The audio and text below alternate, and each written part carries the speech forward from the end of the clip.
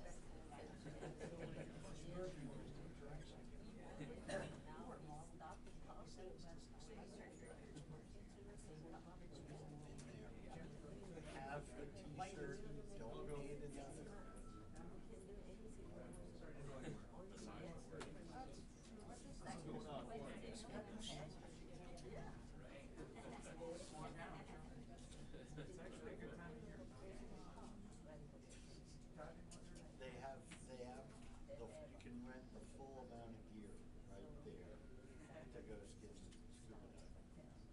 They'll even give you lessons. Oh, I have my ticket. I have my scuba diving cert. Got a couple years ago. It's golden. I was the person that asked about They're tasty. They're tasty. Yeah. Yeah. Yeah, when the Haitian migrants in 1953 kept their Haitians from catching the banana rats and killing them and roasting them. And they were actually pretty good.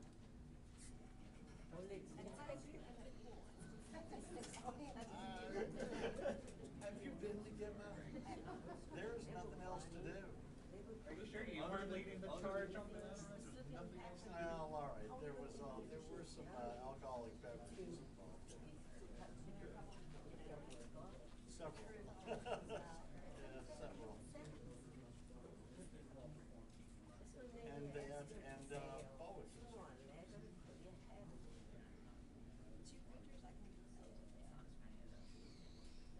Really?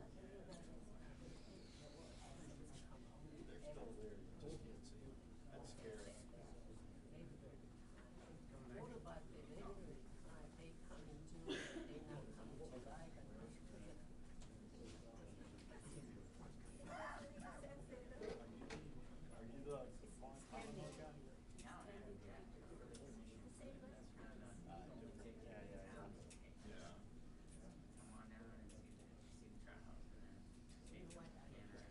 Different. Yeah. Such a pitch. Sure you don't want me. It's an interesting place. They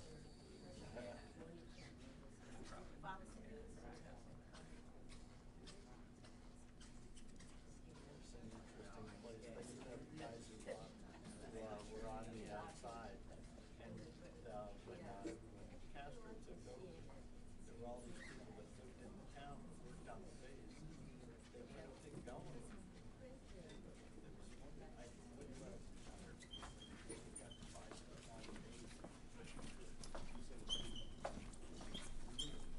Hey, good afternoon, everybody. Just a few things here at the top, and then we'll get right to your questions. Today, the Department of Defense announced a new security assistance package to reaffirm steadfast U.S. support for Ukraine, including to bolster its air defenses and sustain its artillery ammunition needs. This package, which totals up to $1.2 billion, is being provided under the Ukraine Security Assistance Initiative. This UAI package underscores the continued U.S. commitment to meeting Ukraine's most urgent requirements by committing critical capabilities, such as air defense systems and munitions, while also building the capacity of Ukraine's armed forces to defend its territory and deter Russian aggression over the long term. This includes procuring additional 155mm artillery rounds and sustainment support to enable Ukraine to better maintain its on-hand systems and equipment. The capabilities in this package include additional air defense systems and munitions, equipment to integrate Western air defense launchers, missiles, and radars with Ukraine's air defense systems, ammunition for counter-unmanned aerial systems, 155mm artillery rounds, commercial satellite imagery services, and support for training, maintenance, and sustainment activities. The United States will continue to work with our allies and our partners to provide Ukraine with capabilities to meet its immediate battlefield needs and longer-term security assistance requirements. Separately, Secretary Austin and Chairman of the Joint Chiefs of Staff, General Milley, will testify Thursday before the Senate Appropriations Committee on Defense to discuss the President's fiscal year 2024 budget request for the department.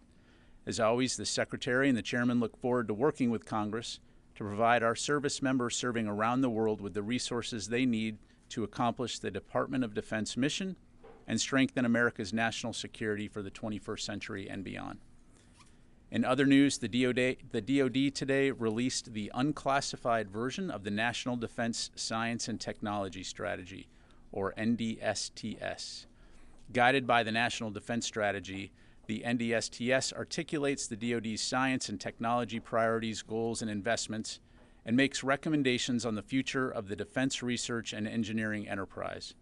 The strategy will be implemented along three primary lines of effort, which are focus on the joint mission, create and field capabilities at speed and scale, and ensure the foundations for research and development. The department will continue to leverage the broad innovation ecosystem across academia, federally funded research and development centers, university-affiliated research centers, DoD laboratories, national laboratories, nonprofit entities, commercial industry, and other government departments and agencies. The unclassified version of the strategy can be found on the DoD website. And finally, Secretary Austin will travel to North Carolina this weekend, where he'll deliver remarks during the Fayetteville State University commencement to highlight the department's focus on the value of service to our nation. And with that, we'll take your questions. We'll start with Associated Press, Tarkop. Hi, General Ryder. I wondered if you could give us an update on the troop deployments to the border. confirming reports that the first tranche of soldiers are arriving at the border now, and any sort of update you can give us on their bed down, what roles they'll have. Thanks, Tara. So my understanding is that those troops, an element of those troops, should begin arriving soon. I'd refer you to NORTHCOM for the specific timing of that. In terms of the types of activities, we've talked before about they'll be providing additional ground detection and monitoring capability, warehouse support, data entry. Again, they'll be there in support of Customs and Border Patrol. They will not be conducting any type of law enforcement activities. My understanding is that some of those troops will be operating near El Paso, Texas, but again, I'd refer you to NORTHCOM for any additional details. And a key point there is that they'll be there in support, again, of CBP. So really, CBP are going to be the ones to ultimately determine the disposition of those forces because they're there in support. And just a further clarifier, because there is some interest in this, they will have no role at all in interacting with migrants. And then as far as a ballpark number of this first tranche, in the hundreds? Yeah, that is correct. They are not there in any way to be interacting with migrants. We are talking hundreds in terms of the first tranche, but again, NORTHCOM will be able to provide additional details. Let me go to Jen. Thank you, General Ryder.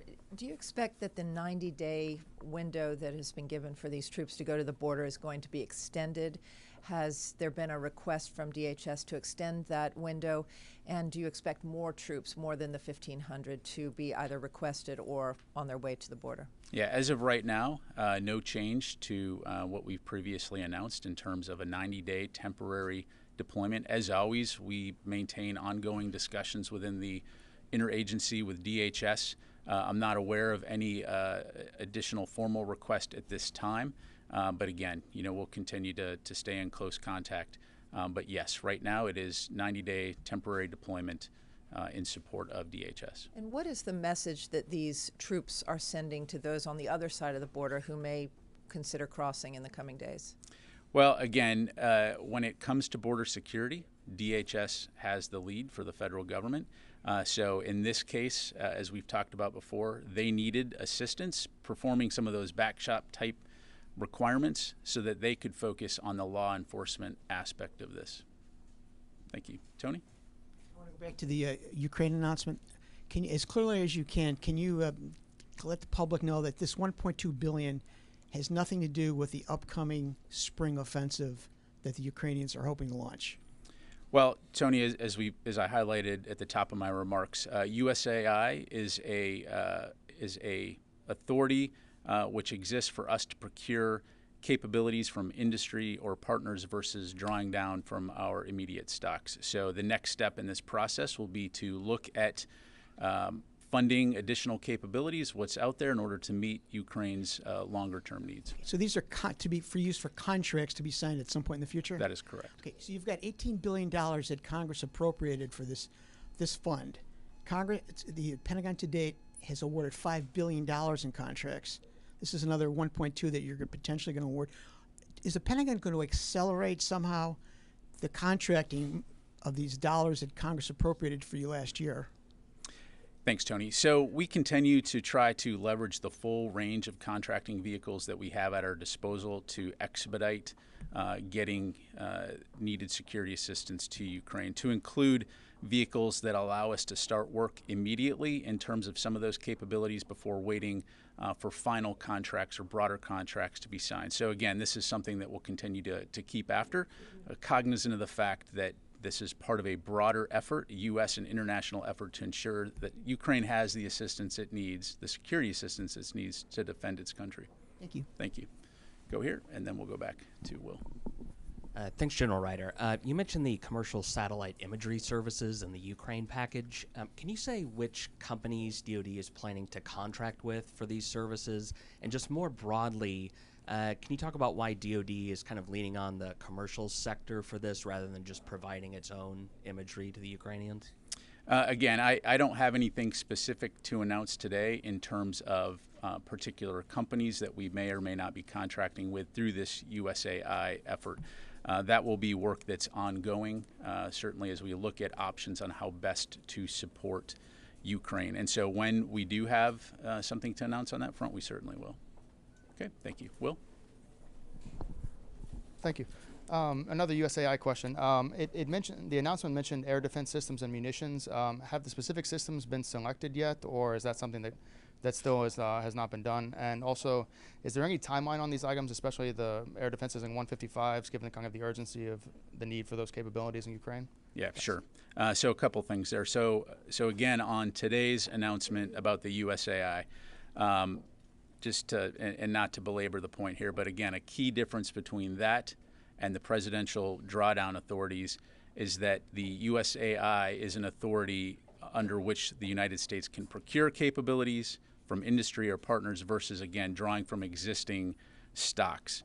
So today's announcement is really focused on, or represents rather, the beginning of a contracting process to provide additional priority capabilities to Ukraine, which will entail exploring options as how to best support them. When it comes to providing nearer-term support, you've seen us use the PDA to draw down on existing capabilities and rush those capabilities to Ukraine. So when it comes to things like air defense, for example, you've seen us provide Patriots, NASAMS. We've provided Hawks. Our allies and partners have provided things like SAM-T, Avengers, counter-UAS. So we're not waiting to provide Ukraine with air defense capabilities now. The USAI gives us the ability to leverage the power and the capabilities of the private sector in order to support Ukraine's medium and long-term security assistance needs. Yeah. One quick follow-up on that. So just to confirm though, but the specific systems that are under or mentioned in this announcement have not been determined yet? Correct. So that is something that we'll be exploring, and again, when we have something to announce, we will. Let me go here to Janie, and then we'll come back across over here to Carla. Thank you, General. The U.S. and South Korea and Japan will conduct a maritime interdiction exercise to block North Korea's illegal transshipment. Can you provide more about this? Thanks, Janie. So I have seen some press reports talking about potential future exercises. I don't have anything specifically to announce today other than to say that the United States and the Republic of Korea do conduct exercises on a regular basis. As you know, those exercises are meant to be defensive in nature and to help us to exercise our interoperability and to signal, again, our commitment to working with one another to promote peace, stability, and security in the region. How do you anticipate the clash with North Korea during this exercise, because North Korea is objecting to this exercise? Certainly aware that that's not the first time they've objected to exercises, but again, these are defensive. Any exercises we do are defensive in nature and meant to promote interoperability, with, again, our primary focus being on promoting peace, security, and stability in the region. Thank you. Let me go here to Carla and then Oren. Officials are saying that he had served 3 months in U.S. Army training, but he was dismissed due to mental health issues. It looks like the Department of Veterans Affairs would not classify him as a veteran based on Title 38. What does the Pentagon classify him as? Is he a veteran? He is not a veteran. Again, as you highlight from the Department of Veteran Affairs, according to federal regulations, this individual, in terms of the time of service, would not qualify as a veteran. Thank you. We go to Oren and then go to Rio. Two related questions. Ukrainians say they used a Patriot missile to intercept a Russian Kinzhal or Killjoy missile. Was the U.S. able to confirm that? And what did you learn from the intercept of what Putin has called an impossible to intercept missile? And then what is the, how much concern is there about Ukraine's current stock of air defense munitions? Do they have enough given the continued Russian barrages? Yeah, thanks, Oren. So first of all, when it comes to Ukraine's readiness, its inventory, or details of missile intercepts, I'd refer you to them. I can confirm that they did down a Russian missile by employing the Patriot missile defense system. As you know, that system is part of a broader range of air defense capabilities that the United States and the international community have provided to Ukraine. I listed out some of those, as part of their multi-layered integrated air defense capability.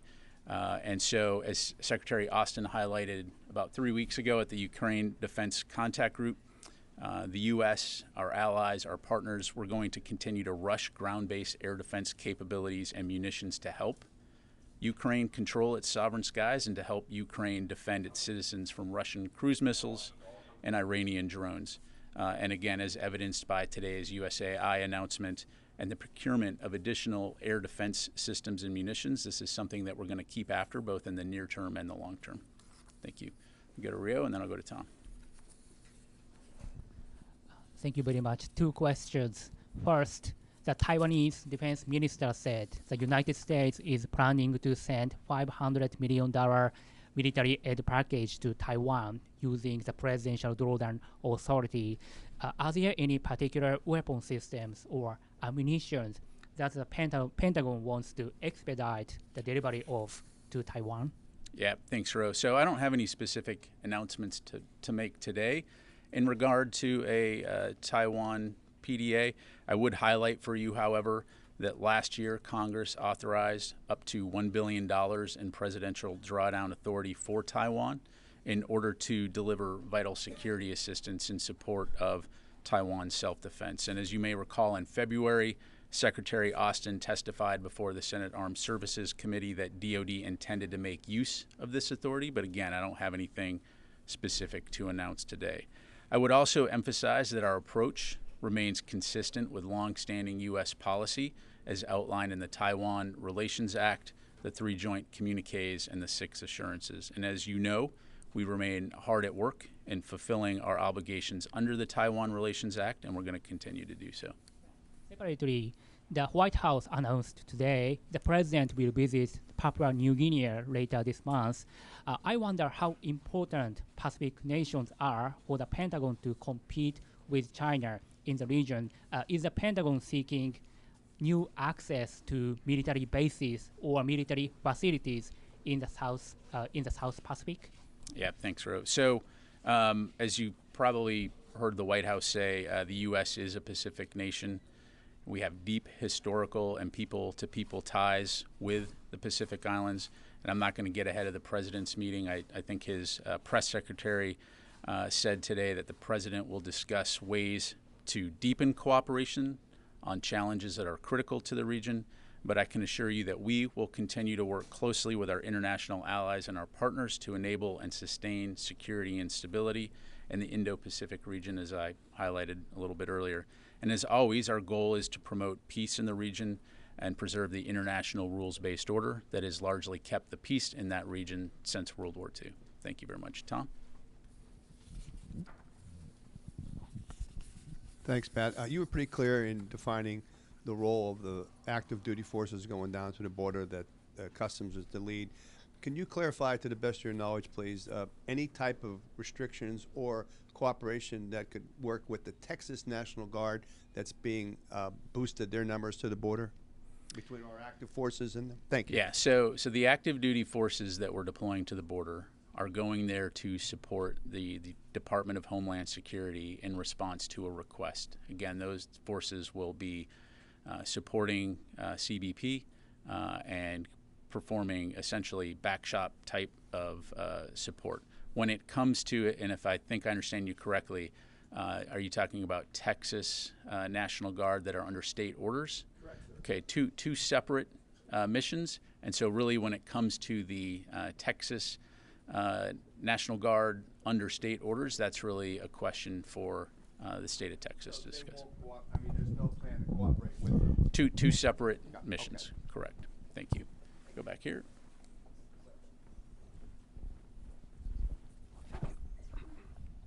Thank you, General.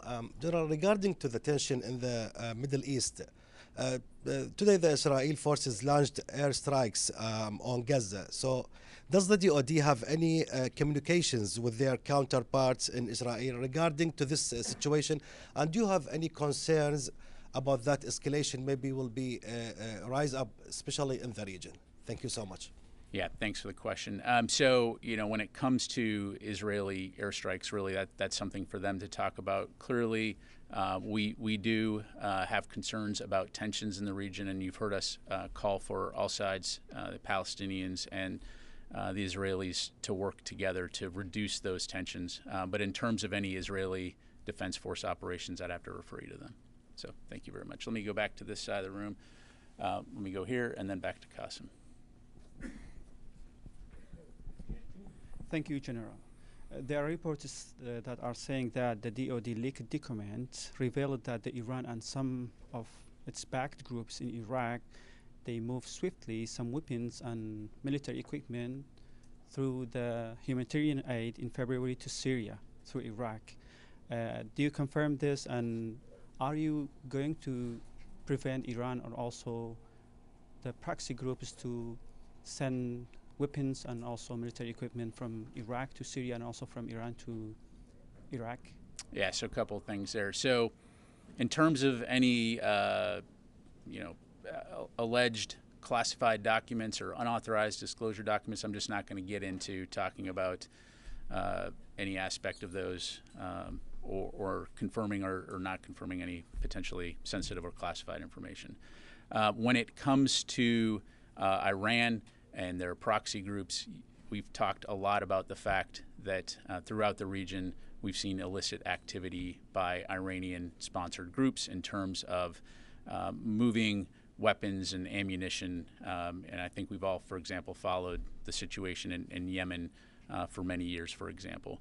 And so, in accordance with international law and working with our allies and our partners in the region, we will continue to do what we can, also working with the broader U.S. government in terms of the interagency to do what we can to stem the tide of the illicit shipment of illegal arms and weapons.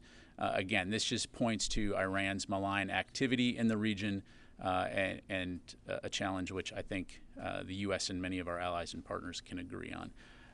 And I'll just leave it at that. My second question, the DoD officials has always said that the threats of ISIS in Iraq exist, and we are there to support the local forces to defeat enduring ISIS. Then would you be able to give us what's the level of threats of ISIS in Iraq and the kind of support that you are giving to the Iraqi forces and also the Kurdish forces to accomplish the mission enduring defeat ISIS in the region? Sure, absolutely. So we have about 2,500 U.S. forces in Iraq under Operation Inherent Resolve that are supporting the Iraqi security forces in terms of training, advising, as they conduct their own operations. And I'm sure you've been following this for a long time. Iraq has made great progress in terms of its counterterrorism capabilities and its ability to fight ISIS within Iraq. In Syria, of course, the United States does maintain a number of forces there that are working with partnered forces to fight as well, to eliminate ISIS and focus on the enduring defeat of that terrorist organization. Thank you. All right, let me go over here to Qasim and then come back over here. I'll get you, Will. General, last week CENTCOM announced that it has launched a strike on a senior Al-Qaeda leader, but we never heard back from CENTCOM who the Al-Qaeda leader was. And conversely, we also saw local reports that a shepherd was killed during that strike. CENTCOM, I believe, is investigating the civilian casualties, but is there a specific reason that the U.S. military holds the name of the senior Al-Qaeda leader that it targeted in Syria? And can you update us on the investigation? Yeah, thanks. So, as you highlight, Qasim, that is something that that CENTCOM is looking into, those allegations. So they're really in the best position to talk about that. Thank you. All right, time for a couple more. Let me go to Tara and then Jim. I just wanted to ask a couple of follow-ups on the border deployment.